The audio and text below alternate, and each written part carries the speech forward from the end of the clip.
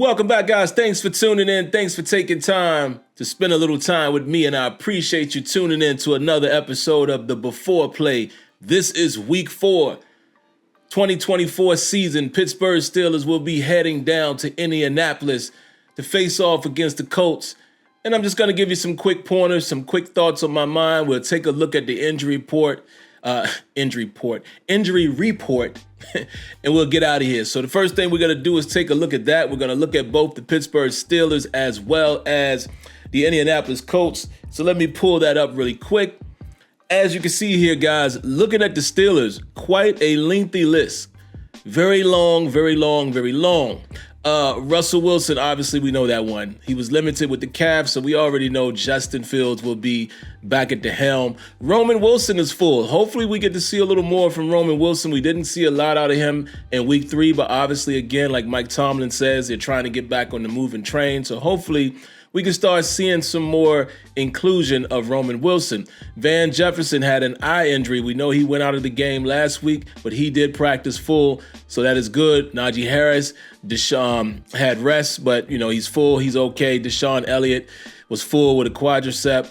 Dante Jackson just rest, but he was full on Friday, so that is good. That is definitely good because we're going to need him as well. With Corey Trice not being out there, we're definitely going to need the 2 starting cornerbacks to be healthy and ready to go. Jaylen Warren did not practice. Alex Highsmith did not practice. Isaac Seumalo was limited, coming back from the pectoral injury.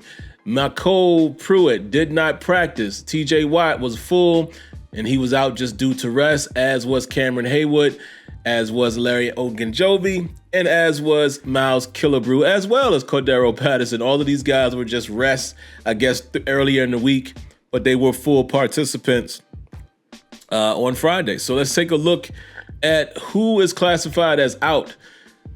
Russell Wilson, they have him listed as questionable, but we all know it's going to be Justin Fields. Jaylen Warren is out. Alex Highsmith is out. We understand that. Seumalo is doubtful again. And McCormick Pruitt is out. And again, we've already dealt with these circumstances in terms of we've had games with not a healthy Jaylen Warren, and we've also had a game, this past game, if I'm not mistaken, where Pruitt was out. So we're going to have to adjust to that. But it is going to be interesting to keep an eye on because we know what we've learned from Arthur Smith already is he uses a lot of his personnel. We're already understanding how things have worked without Seumalo, so I don't think it's going to be that significant. Anderson has been doing a relatively good job, and also we know that they're working in Mason McCormick as well. So we'll stay glued to the TV to see who's going to get the starting duties. I would assume it will still be Spencer Anderson. Outside of that, man, Jaylen Warren, with only having Cordero Patterson, I'm not sure how I feel about that one. I would like to have the full complement of the backs, but we'll see. Cordero Patterson has done relatively well when we've brought him in the game, so we'll see how that goes. Now, let's just take a look really quick, man, from the standpoint of the Colts. Their cornerback, Kenny Moore. Kenny Moore was out, did not practice on Friday. Chris Lamons, another cornerback, was full. Grant Stewart, full. Quady, is it Quiddy or Quady Pay? Did not practice. Braden Smith did not practice. These are key contributors right here. Tyquan Lewis did not practice. And center Ryan Kelly did not practice, even though I don't believe, well, maybe he is. I'm not 100% sure if he is the starting center or not. I'll have to double check that.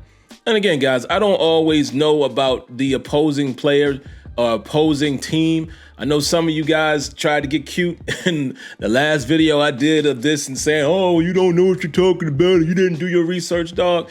I don't do this for a living, okay? I don't. I know more so about the Steelers, and that's it. And if that doesn't, jive to the information that you want to get, then go watch it elsewhere. You know what I mean? And that's all I got to say about that as I channel my inner Forrest Gump. Let's look at who's out. Kenny Moore is out. Quady Pay is out. Ryan Kelly, questionable. Chris Lamons, questionable. Tyquan Lewis, questionable. Braden Smith is questionable. So definitely, man, Kenny Moore being out could be significant to them, as well as Pay being another guy that they can use to rush the passer. So, they're going to be dealing with some challenges the same way the Pittsburgh Steelers are. But I definitely wanted to make sure you guys who do come and watch this channel are aware of the guys who will more than likely be inactive or guys to keep an eye on, because anything can happen. Sometimes things happen on Saturday and they make a final decision in terms of the questionable people. So at least give you guys an idea who may or may not be in. Outside of that, man, if we just talk about quick keys to victory, listen, it's going to be the same mostly each week for the Pittsburgh Steelers. You may adjust it a little bit depending on the opponent, but for the Steelers, man, I think this one, more importantly, you just want to possess the football. You want to make the Colts one-dimensional.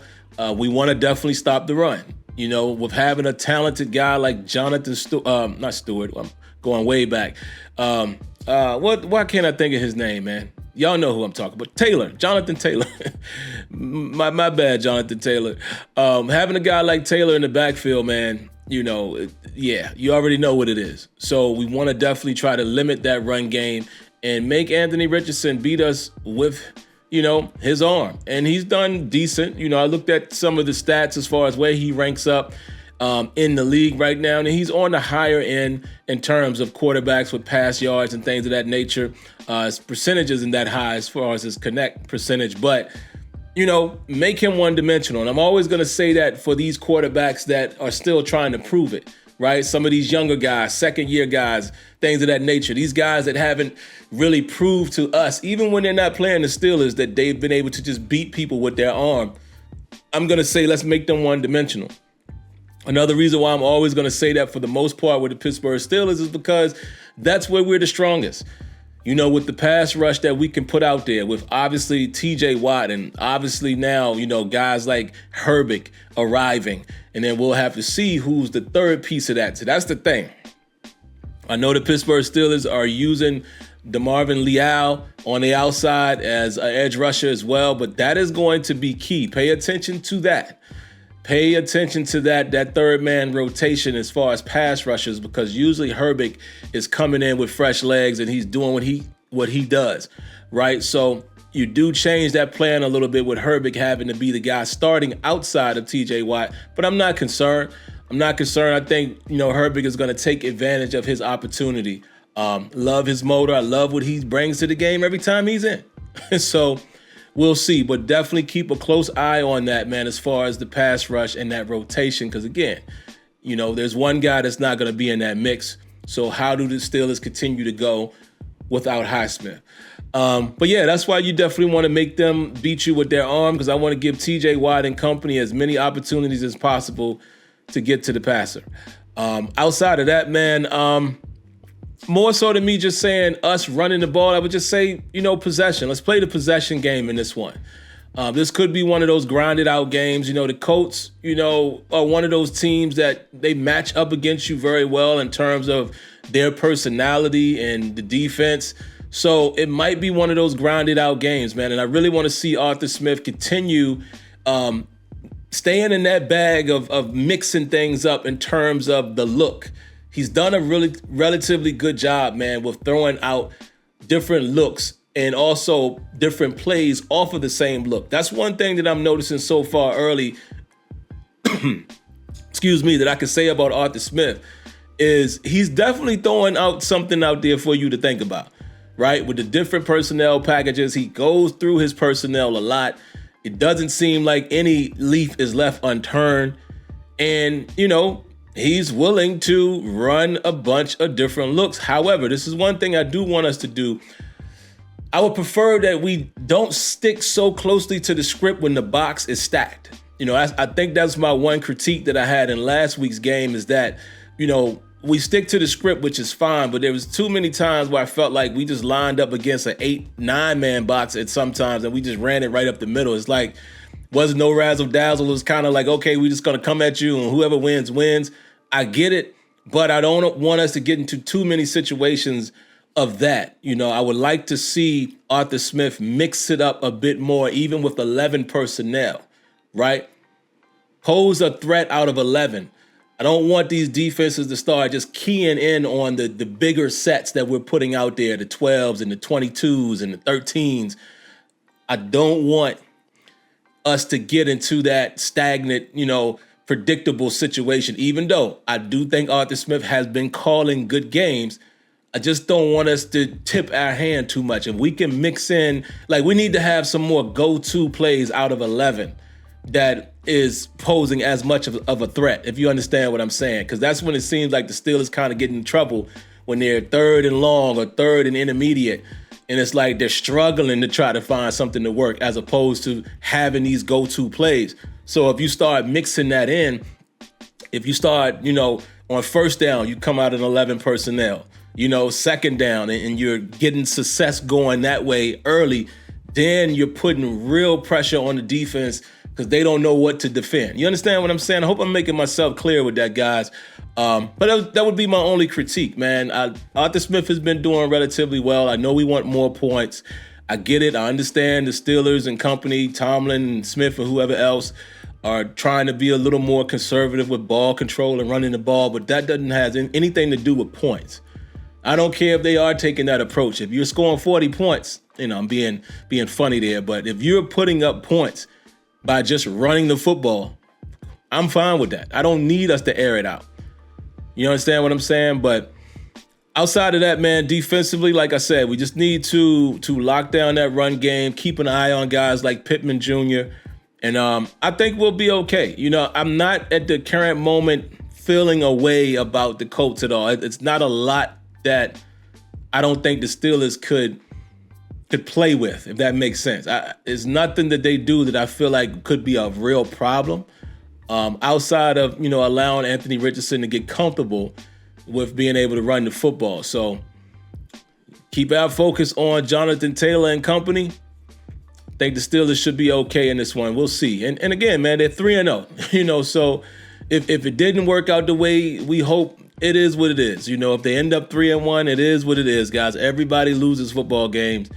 But would be nice to walk out of here 4-0. And that's all I got.